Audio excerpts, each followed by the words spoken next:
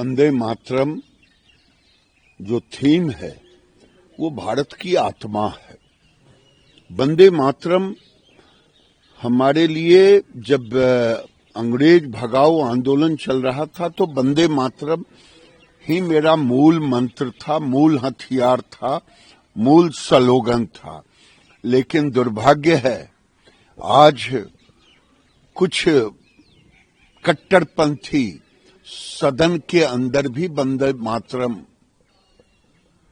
नहीं गाते, निकल जाते। उस समय दुख होता है कि लोग अपने को राष्ट्रवादी कहने वाले लोग की जुबान भी चुप हो जाती है। दादा, देश गणतंत्र तो मना रहा है, लेकिन पश्चिम जब राजनीतिक एक कहे कि कंपटीशन की प्रतिस्पर्धा की बात होती है तो टीएमसी के लोग जो है वो बीजेपी के कार्यक्रम में हमला बोल देते हैं। कल एक घटना हुई है जहां पर कि दोनों पार्टियों के जो समर्थक थे वो भिड़ गए। देखिए, दुर्भाग्य है बंगाल का कि बंगाल आज पूरे दुनिया में वहां के मुख्यमंत्री सबसे बड़े तानाशाह हो गए और तानाशाह इस कदर हो गए हैं कि पुलिस और सरकारी कर्मचारी उन गुंडों का संरक्षक बन गया है, टीएमसी का संरक्षक बन गया है।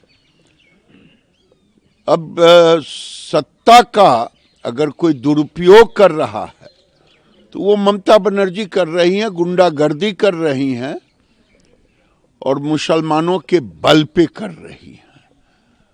अगर बंगाल को बचाना है, हिंदू को वहां बचाना है बंगाल में, तो ये अंतिम लड़ाई के रूप में लड़ना पड़ेगा, नहीं तो ये बांग्लादेश बना देगी।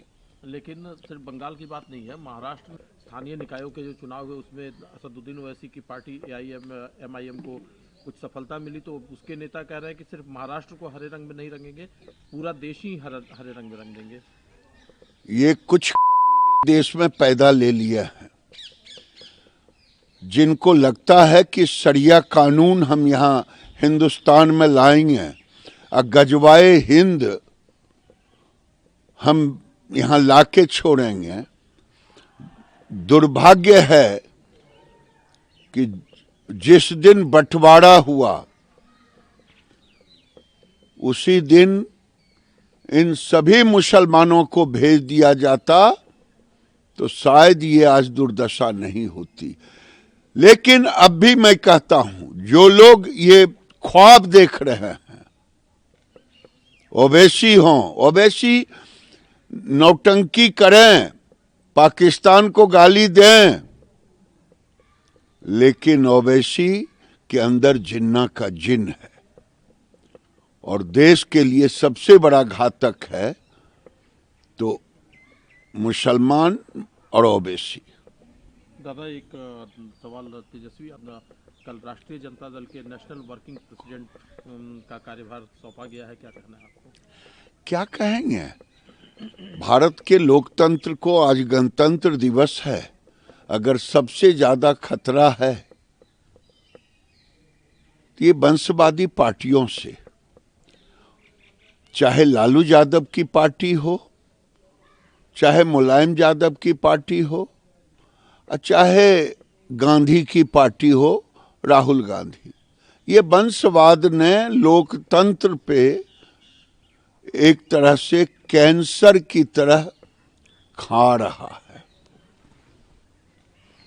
वंशवाद की आप बात कर रहे हैं, लेकिन कांग्रेस के तो दो नेताओं ने तो मोर्चा खोल दिया, उनका कहना है। बिल्कुल सही आपने कहा, मैंने भी देखा, चाहे शकील अहमद हो चाहे राशिद अल्वी हो, उन्होंने जो कहा है, इन अभी भी जो यंग जनरेशन के लोग कांग्रेस में लगे हैं, वंशवाद का है।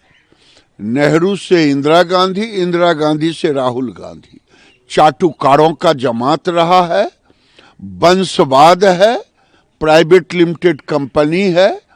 जो चाटुकारिता नहीं करेगा वो कांग्रेस में रह नहीं पाएगा।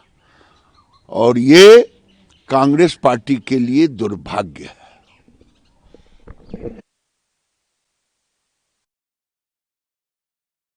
ऑपरेशन सिंदूर के दौरान भारतीय वायुसेना ने पाकिस्तान के अधिकतर एयर स्पेस पर कब्जा कर लिया था और जिसकी वजह से पाकिस्तान को पीछे हटना पड़ा था और सीज फायर के लिए भारत से अनुरोध करना पड़ा था।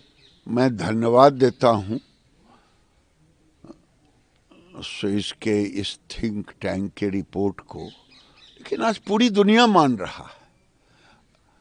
जो लोग गाली दे रहे थे, जो लोग सबूत मांग रहे थे और मोदी जी को गाली दे रहे थे, सेना के शौर्य को गाली दे रहे थे, आज गणतंत्र दिवस पर ऐसे लोगों को माफी मांगनी चाहिए। कांग्रेस पार्टी को माफी मांगनी चाहिए कि सेना के शौर्य पर गाली दे रहे हों। मुझे तो कभी कभी आश्चर्य लगता है कि ये लोग देश के नेता हैं या दुश्मन के नेता हैं। राहुल गांधी का जब बयान मैं देखता हूं तो लगता है कि राहुल गांधी को या तो देश की समझ नहीं है या देश के एलओपी नहीं है। ये पाकिस्तान के प्रवक्ता हैं। अब जो डेटा को कोई मिटा नहीं सकता, एक्सपोर्ट 2.5 गुना बढ़ गया, फॉरेन एक्सचेंज बढ़ गया 3 गुना, देश में एफडीआई बढ़ गया। क्या इस आंकड़े को मोदी जी लिख देंगे, काट देंगे, बना देंगे? ये देश में भ्रम पैदा करने वाला, देश के दुश्मन की तरह बात करने वाला राहुल गांधी का बयान तो लगता है जैसे पाकिस्तान के प्रवक्ता का बयान हो।